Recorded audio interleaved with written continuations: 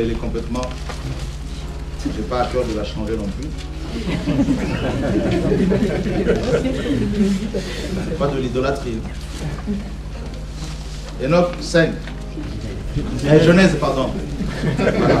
Tellement dans Enoch là que... Genèse chapitre 5.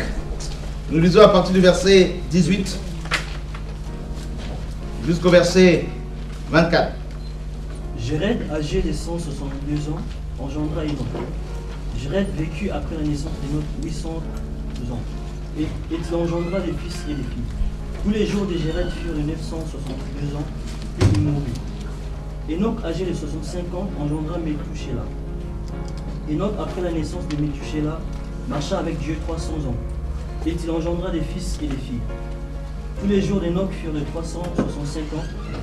Enoch marcha avec Dieu, puis il ne fut plus, parce que Dieu le prit.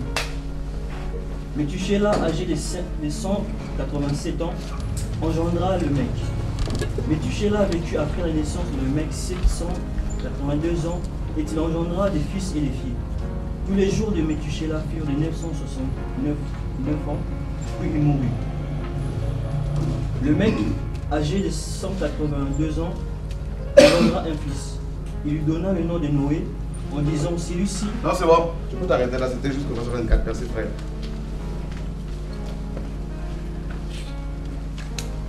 Enoch.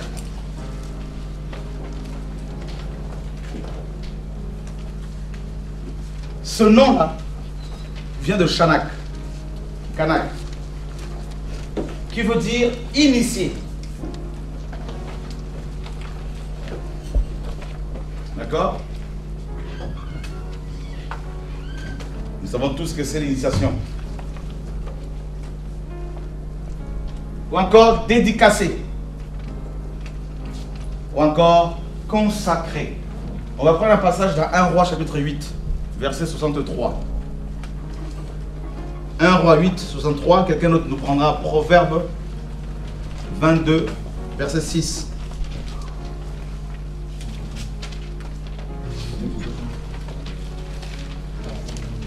Un Roi 8, 63.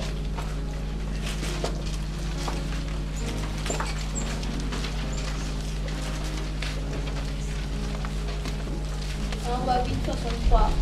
Salomon immola 22 000 bœufs et 120 000 brebis pour le sacrifice d'action de grâce qu'il offrit à l'Éternel. Ainsi le roi et tous les enfants d'Israël firent la dédicace de la maison de l'Éternel. On retrouve le mot dédicace ici, ce nom-là, donc Shanak, Kanak.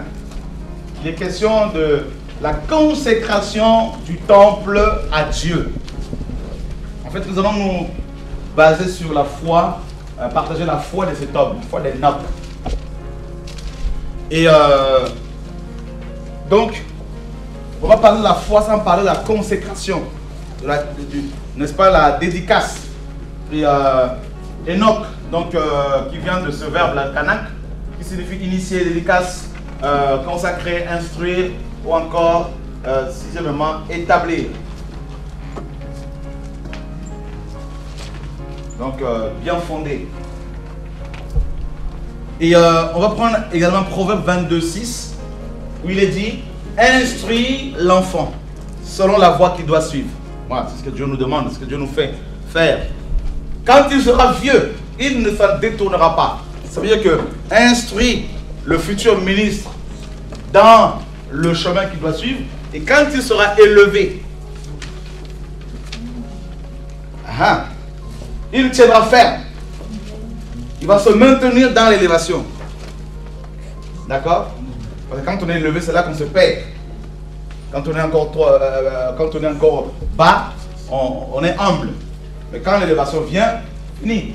On peut l'écouter. Alors, Enoch était initié certainement par son père au Seigneur. Et vous verrez que, initié au principe de, bien sûr, du royaume. Mais regardez, on nous dit au verset 22, à l'âge de 65 ans, il va avoir un enfant, Méthusélah. Et c'est à la naissance de son enfant que Enoch a commencé à marcher avec Dieu. Ça veut dire que les 65 premières années de sa vie, Enoch était, bien sûr, il marchait pas avec Dieu. Il vivait sa vie.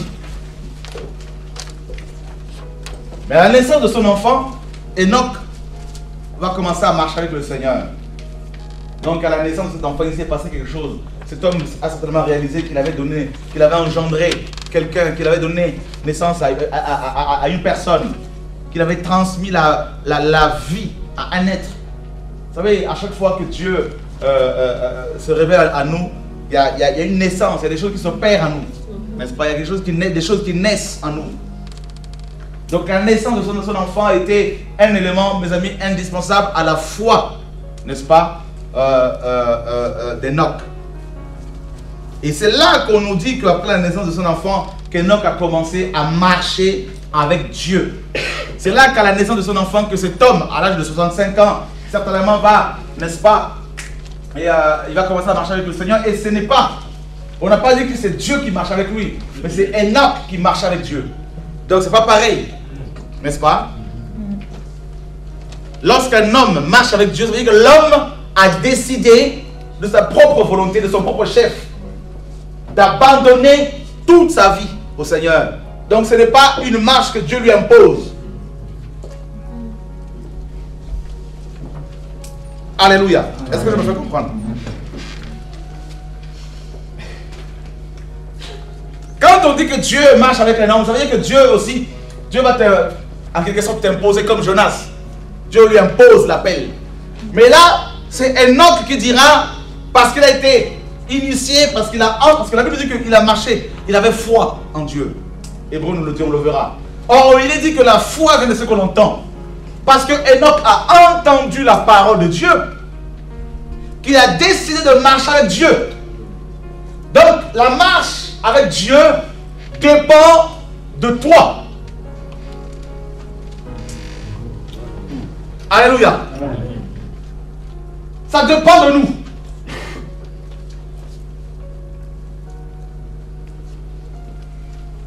Hébreu. On va revenir sur Genèse là-bas, mais allons d'abord à Hébreu. Chapitre 11. Nous lisons le verset 5. C'est par la foi qu'Enoch fut enlevé pour qu'il ne voie point la mort. Et il ne parut plus parce que Dieu l'avait enlevé. Car avant son enlèvement, il avait reçu le témoignage qu'il était agréable à Dieu. Nous avons plusieurs informations ici. C'est par la foi qu'Enoch fut enlevé pour ne pas qu'il voie la mort. Ok. Vous avez vu dans Genèse chapitre 5, tout le chapitre 5 de Genèse nous parle du règne de la mort. Genèse 5 est l'accomplissement de la parole que Dieu avait libérée à Adam et Ève dans Genèse 1, dans Genèse 2, lorsqu'il leur avait dit à l'homme et à la femme que si vous mangez ce fruit, vous mourrez certainement. Et nous avons ici dans ce chapitre le règne. La mort a commencé à frapper. La prophétie de Dieu a commencé à s'accomplir. Ce même Dieu qui avait dit que l'homme allait mourir à cause de son péché, ce même Dieu a vu un homme qui s'était distingué au milieu de sa génération. Et il a épargné de la malédiction de la mort. C'est quand même incroyable. Pour la première fois de l'histoire humaine, Dieu va enlever Enoch pour ne pas qu'il soit frappé par la malédiction que lui, Dieu, avait libérée. Et quel est l'élément qui a été utilisé pour ne pas que la parole qui est sortie du Seigneur lui-même ne s'accomplisse pas? La foi.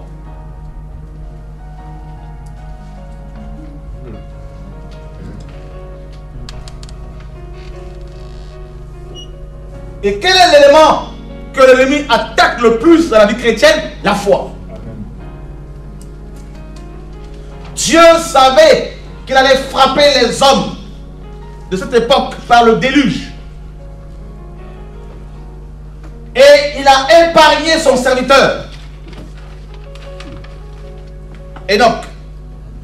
déluge. Mais avant qu'il ne l'enlève, il lui montre justement le jugement de Dieu.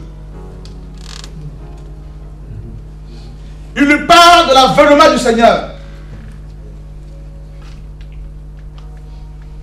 Comment quelqu'un, un homme mortel, mes amis, ait pu se soustraire au jugement de Dieu qu'est la mort, premièrement, et deuxièmement, au déluge, qui devait frapper 500 ans après, à peu près, les hommes. La foi. Enoch avait entendu la parole, pas une parole mélangée. Une parole qui va à l'encontre de tout ce que les hommes t'ont enseigné. Une parole qui va à l'encontre de ce que la théologie t'a appris. Une parole qui va à l'encontre de ce que ton pasteur depuis 10 ans t'a enseigné. Une parole pure. Basée sur Yeshua. Parce que Enoch a parlé du Seigneur Jésus-Christ. Et on nous dit qu'il est le 7e depuis Adam. On sait que la Bible accorde une importance aux chiffres. Le 7e homme. Et le premier homme a parlé de l'avènement du Seigneur. Voici le Seigneur, Jude nous dit, vient avec ses saintes myriades pour juger les nations. Donc, la foi d'Enoch avait pour base Jésus. Il a cru à l'enlèvement. Voilà pourquoi Dieu l'a enlevé. Et cette foi a produit dans la vie d'Enoch l'initiation. Il avait une intimité.